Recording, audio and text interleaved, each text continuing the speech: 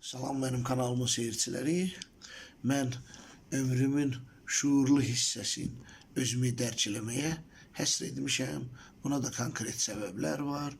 Çünki mən dərk eləyirəm ki, bütün yerin, göyün yaradanı var, səbəbkarı var və bu yaratdıqları içində əşrəf-i bəşər, ən mükəmməli insanı saydığım üçün özümü dərk eləməyə çalışmışam və mən yaradılışdan xain qəlbli insan olmadığım üçün elə düşünürəm ki, bütün Azərbaycan əhalisi maarifli olmalıdır, savadlı olmalıdır, ən azından özünü dərk eləməlidir.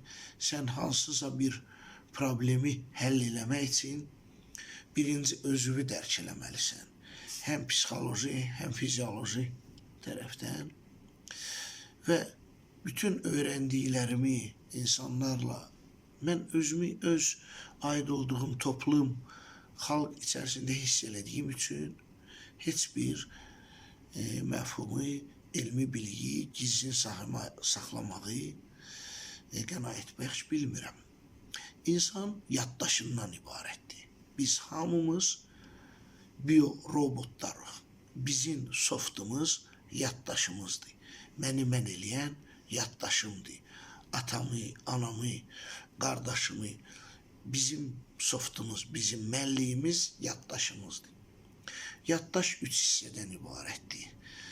Oxuduqların, gördüklərin, təsəvvür elədiklərin, götürdüm kitab rəfimdən bir də kitab oxudum, abstrakt olaraq təsəvvür elədim, təxəyyülüm inkişaf elədi. Bunu görməmişəm, sadəcə təsəvvür elədim və o da yaddaşımdır və ən çətin 3-cü hissə yuxular. Beynimiz ayırd eləyə bilmir ki, bu realdır, yoxsa yuxudur, onu da yaddaş kimi özündə saxlayır və həmişə deyirəm, mənə inanma. Nə qədər yuxuların var ki, bəlkə uşaqlıqda görmüsən, hələ də yadındadır. Və sən o vaxtı psixoloji cəhətdən mükəmməl mexanizmə çevriləcəksən ki, gördüklərini, oxuduqlarını, düşündüklərini və yuxularını kontrol edə biləsən. Yəni, beynində cızıq asan bu 3 məfhumu kontrol eləyəndə özünü mükəmməl idarə eləməyi bacaracaqsan. Bu qədər.